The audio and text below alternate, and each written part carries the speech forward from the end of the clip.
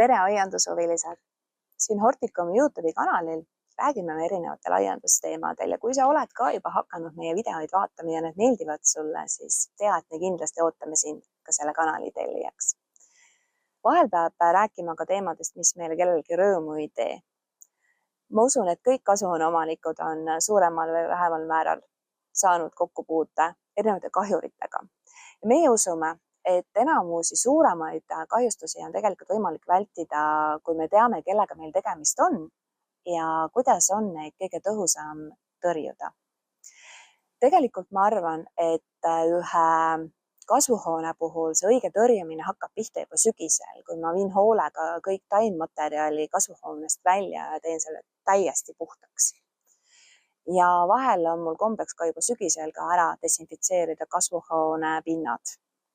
Aga vahetevahel ikkagi kuskile konstruktsiooni vahele või kuhugi mulda üht-teist jääb. Ja sellepärast mulle meeldib ka talvel, kui on suuremad külmad, et siis, kui ma olen sügisel lasknud mullal natukene taheneda, siis ma talvel suurte külmadega, mis mulle väga meeldivad, käin seda muldaga liigutamas, et siis see külm jõuab veel rohkem sügavamale.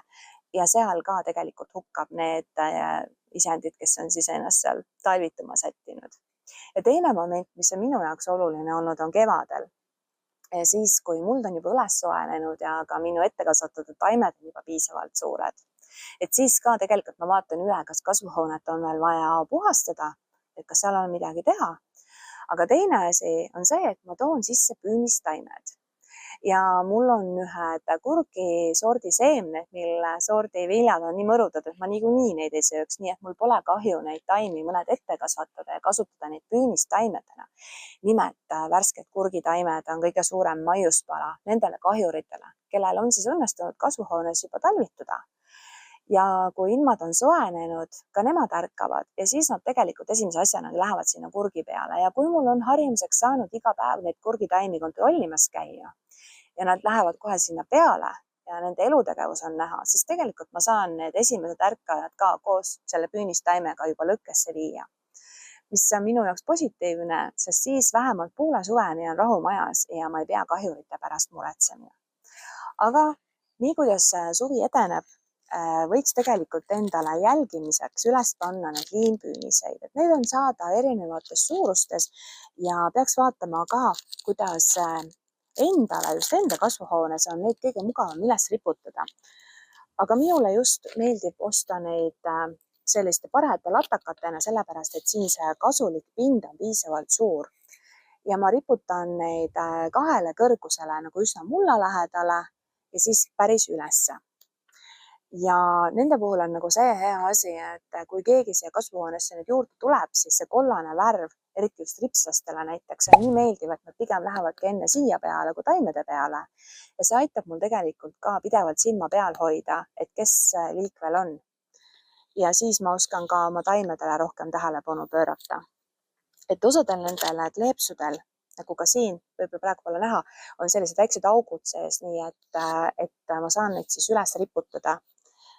Samuti nagu ma seon üles oma taimi.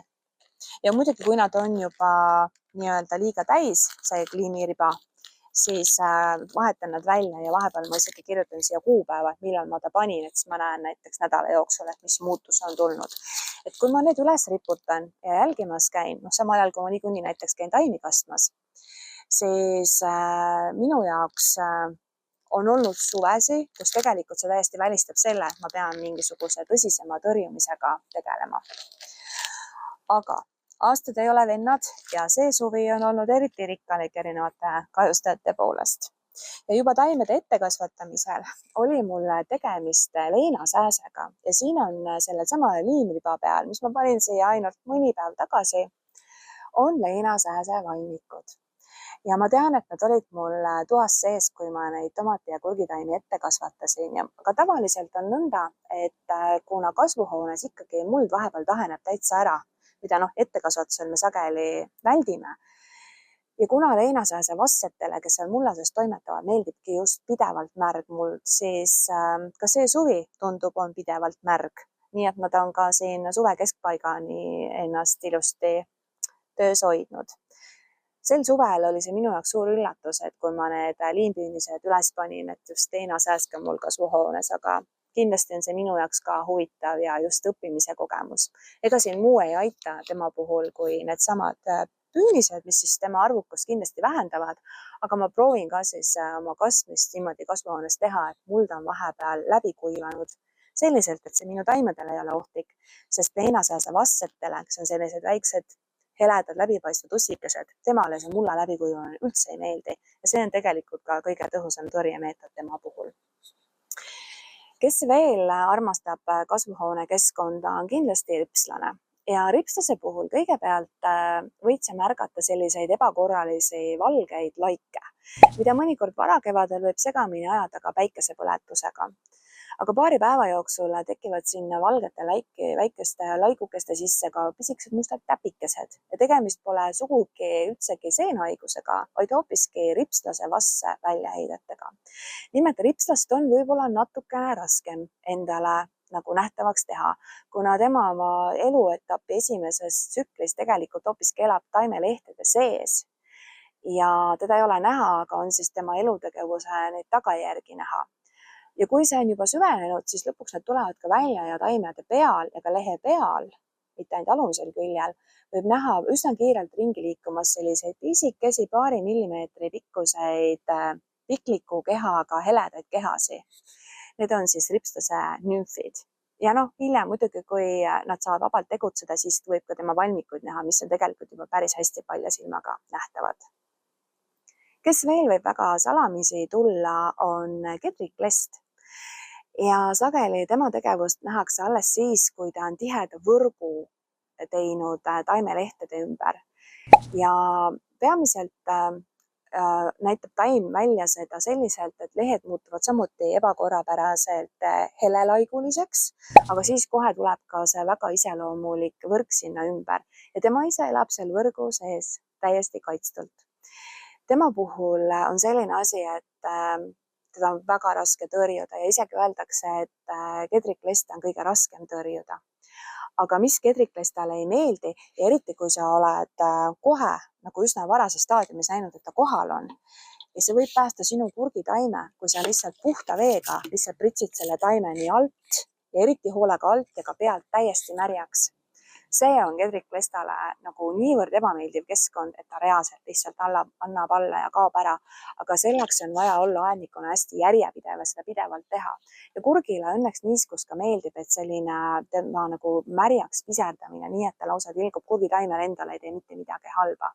Aga niimoodi on võimalik selle taime, kurgitaime eriti elu pikendada selliselt, et tegelikult saaksime edasi. Siis on veel kasvuhoone karilane ja tema on selline, kes oskab ennast väga hästi taimelehtede alla peita. Ja isegi kui sa võib-olla üsna hoolega kastad oma taimi ja toimetad kasvuhoones, siis sa ei näe teda enne, kui sa taimelehti liigutad ja raputad. Seda kohe hakkab lenduma ja ta on väga äratuntav. Ta on selline väike valge liblikas, kui nii võib öelda, ja tema tiivad on natukene jahused, et seal ka, kus ta taimelehe all on siis passimas, seal ümber on ka selline valge mass, nii et tema on hästi äratuntav. Ja karilase puhul on just väga palju abi nendest liimpüünistest, et sellepärast ka soovitatakse panna just taime kohale neid, et kui sa seda taime raputad, karilane sööstab kohe ülespoole ja jääb siis siia kinni ja sellega sa tegelikult oledki selle tõrjumise ära teinud.